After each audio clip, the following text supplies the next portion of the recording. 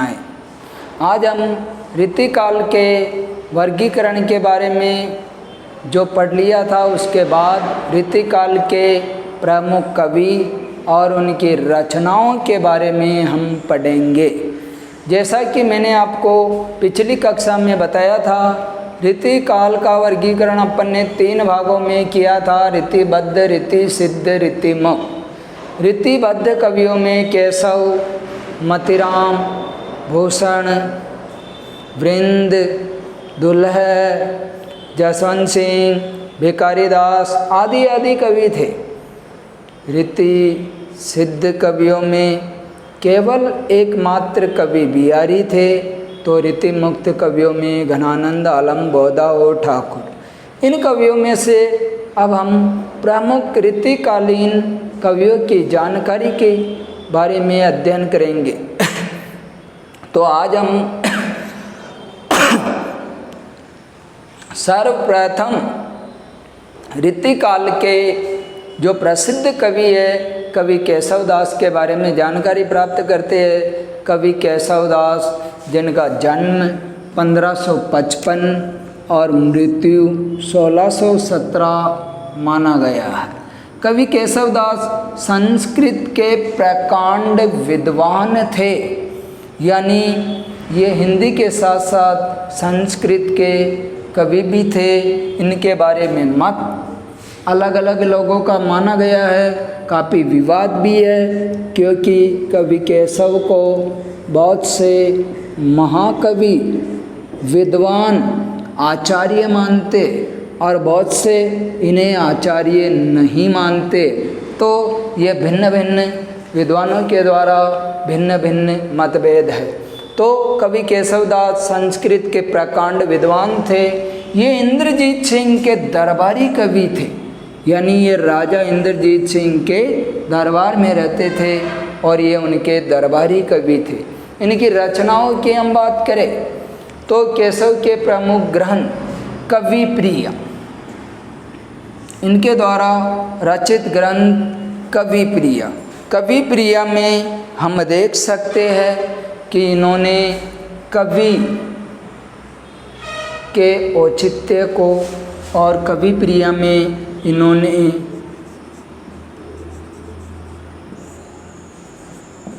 काव्य के महत्व का उल्लेख किया था।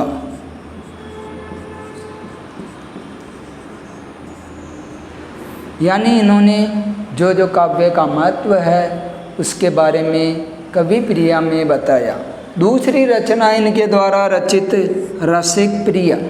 रसिक प्रिया में इन्होंने नायक नायिका के भेद का सर्वांग निरूपण किया था।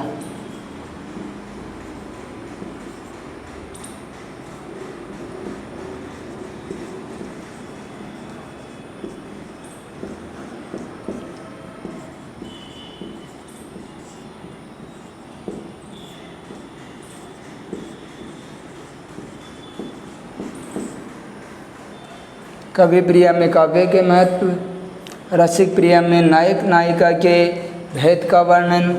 अगली रचना इनके द्वारा रचित रामचंद्र चंद्रिका। ये रचना इनके जीवन की मूल आधार रचना है। ये रचना इनके द्वारा 1601 ईस्वी में लिखी गई थी। रामचंद्र चंद्रिका कहा जाता है। इस रचना में लंका दहन का वर्णन है।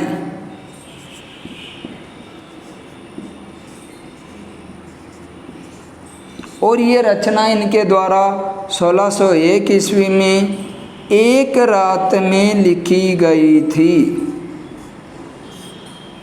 इसमें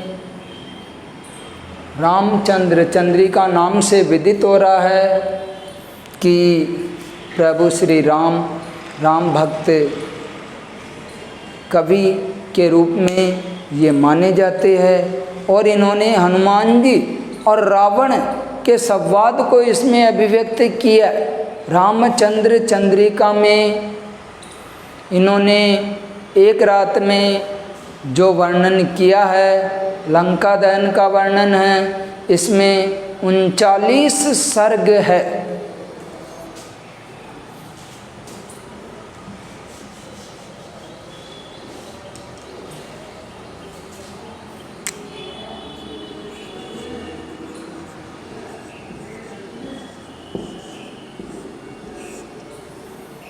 और इसमें संवाद योजना का भी बहुत ही अच्छा वर्णन किया गया है।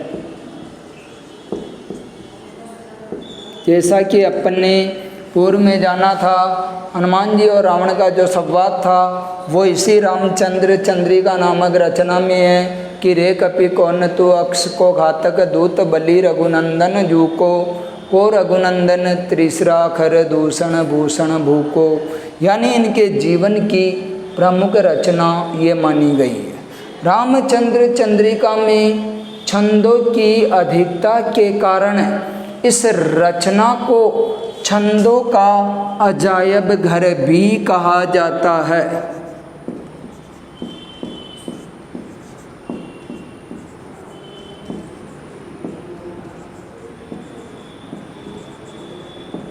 केशव की कौन सी रचना को छंदों का अजायब घर कहा जाता है? रामचंद्र चंद्रिका को। और इतना ही नहीं, इनकी रामचंद्र चंद्रिका में पल पल छंद परिवर्तित होते रहते हैं। डॉक्टर रामस्वरूप चतुर्वेदी ने इनके लिए लिखा है कि इनकी काव्य रचना में हृदयहीनता थी और रामचंद्र चंद्रिका इनकी प्रमुख राम भक्त रचनाओं में मानी जाती है। अगली रचना की बात करें, रामचंद्र चंद्रिका छंदों का अजायब घर है। डॉक्टर रामस्वरूप चतुर्वेदी, ध्यान में रखना।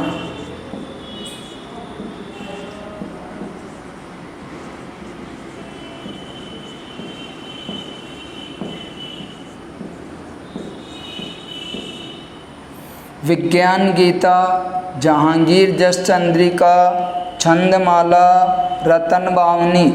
विज्ञान गीता में भी कवि केशवदास जी ने ज्ञान विज्ञान के बारे में, जहांगीर जस चंद्रिका में मुगल बादशाह जहांगीर की यश गाथा का वर्णन इनके द्वारा किया गया। छंदमाला में छंदों का वर्णन इनके द्वारा किया गया था और रतन बावनी में महाराजा रतन सिंह के जीवन चरित्र के बारे में इन्होंने बताया। अब कवि केशवदास के लिए कहा जाता है कि अलंकारवादी आचार्य थे। जैसा कि अपन ने इससे पूर्व की कक्षा में भी जाना था, केशव को अलंकार का प्राण तत्व कहा जाता है। उन्होंने लिखा है, यद्यपि सुजाति सुलक्षणी सुब्रन सरस सुवर्त भूषण बिनु न विराजई कविता बनीता मित। यानी इसका तात्पर्य अपन देखना चाहे कि यद्यपि सुजाति सुलक्षणी, कोई भी अच्छी जाति की नारी होती है, जब तक उसके श्रृंगार नहीं होता है वो मन भावन सुंदर नहीं लगती है। उसी प्रकार भूषण यानी अलंकार आभूषण बिना विराजई यानी अच्छी नहीं लगती है। कविता वनिता मित, यानी कविता हो चाहे स्त्री हो चाहे मित्र हो। तो यहाँ कवि केशव को अलंकार का प्राण तत्व भी कहा गया है। अब कवि केशव के बारे में अलग अलग विद्वानों के द्वारा अलग अलग मत है। तो कवि केशव के बारे में अपन जानना चाहे कि डॉक्टर रामचंद्र शुक्ल यानी आचार्य रामचंद्र शुक्ल जी ने केशव के लिए क्या क्या कहा वो भी हम जानते हैं। बात एक ही है, डॉक्टर आचार्य, पहले आचार्य लगता था पदवी के आगे, आज डॉक्टर लगने लग गया।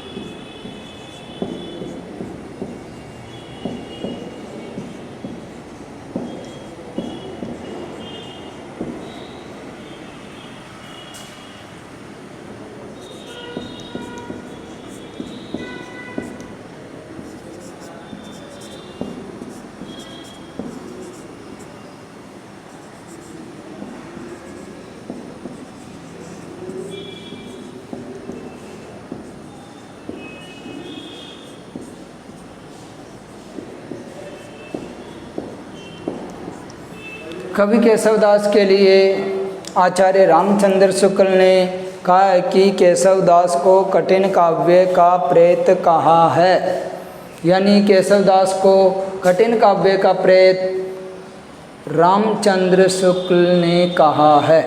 अब आगे रामचंद्र शुक्ल जी ने केशवदास को कभी हृदय नहीं मिला,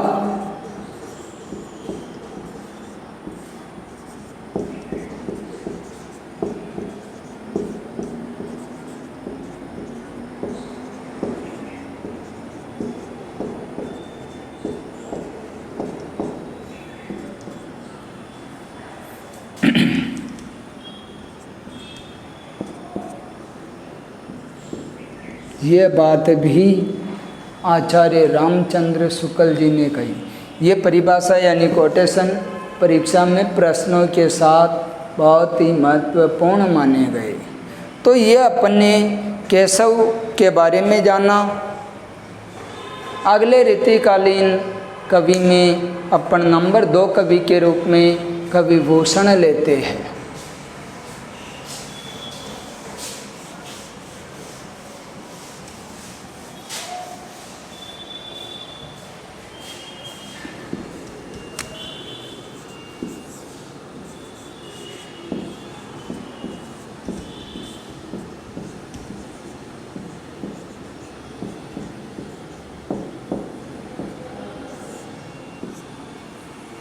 कवि भूषण ऋतुकाल के एकमात्र राष्ट्रीय कवि,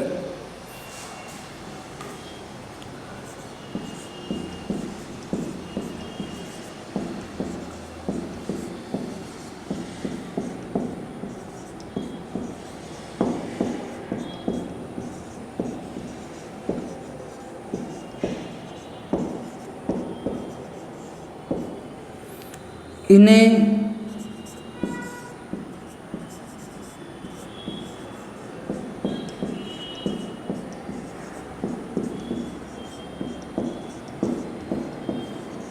हिंदू जाति का प्रतिनिधि कवि भी कहा जाता है। यानी ऋतुकाल के एकमात्र राष्ट्रीय कवि की बात करें तो कवि भूषण हैं। हिंदू जाति के प्रतिनिधि कवि की बात करें तो कवि भूषण।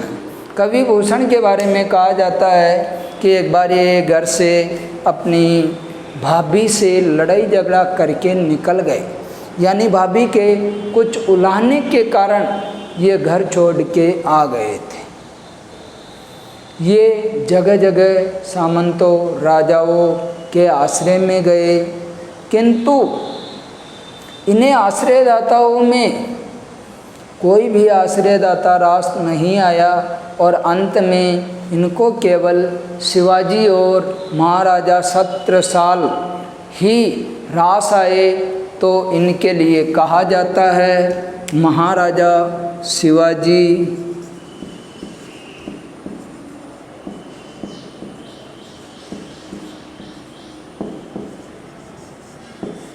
और महाराजा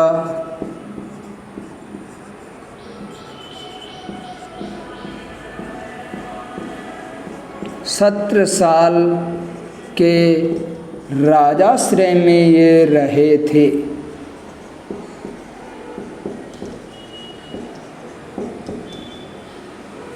यानी कवि भूषण के लिए कहा जाता है कि ये शिवाजी और महाराजा छत्रसाल के राजाश्रय में रहा। यानी इन्होंने जितने भी राजा थे उन सभी में केवल वीर राजाओं में इन्होंने शिवाजी और छत्रसाल को ही माना था, क्योंकि उस समय हिंदू जाति के प्रतिनिधि के रूप में केवल शिवाजी और महाराजा छत्रसाल ही थे जिन्होंने तलवार उठा रखी थी, जिन्होंने जनता की रक्षा की, जिन्होंने विदेशी जातियों से संघर्ष किया और ये भी यही चाहते थे कि मैं ऐसे राजाश्रय में रहूं, ऐसे राजा के पास रहूं जिसमें राष्ट्रीयता की भावना भरी हुई हो। और इसीलिए भूषण को रीतिकाल का एकमात्र राष्ट्रीय कवि कहा जाता है। अब कवि भूषण की रचनाओं की बात करें तो शिवराज भूषण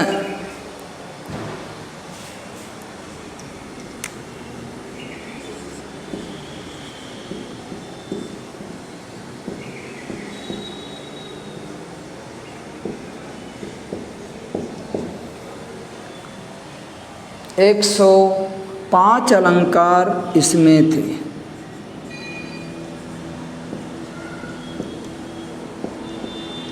यानी ये अलंकार ग्रंथ माना गया है। इसमें शिवाजी के चरित्र चित्रण का वर्णन किया गया।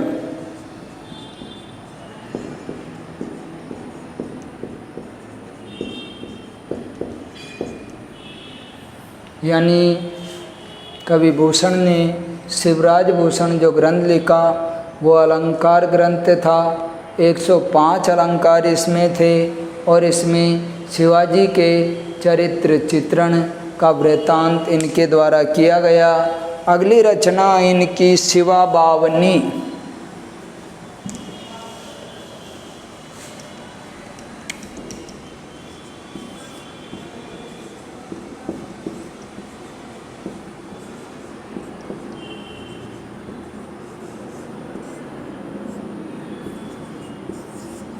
शिवा बावनी में बावनी का अर्थ होता है चरित्र चित्रण।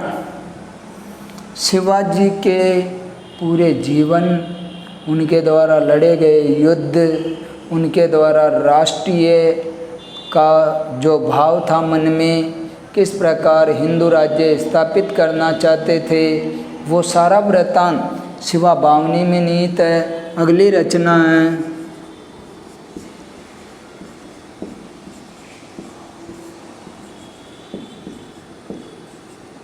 छत्रसाल दशक। महाराजा छत्रसाल के बारे में, दशक यानी छत्रसाल के बारे में इन्होंने जो सारी बातें लिखी थी वो छत्रसाल दशक के बारे में। अब शिवाजी के ये प्रमुख 3 ही ग्रंथ हमारे को प्राप्त होते। इनके अतिरिक्त इनके भूषण, उल्लास आदि ग्रंथ भी मिलते, किंतु हमें केवल ये 3 ही ग्रंथ प्राप्त होते हैं। और महाराजा छत्रसाल और महाराजा शिवाजी के बारे में भी इन्होंने काफ़ी कुछ कहा कि शिवा को सहराऊँ का सहराऊँ छत्रसाल को।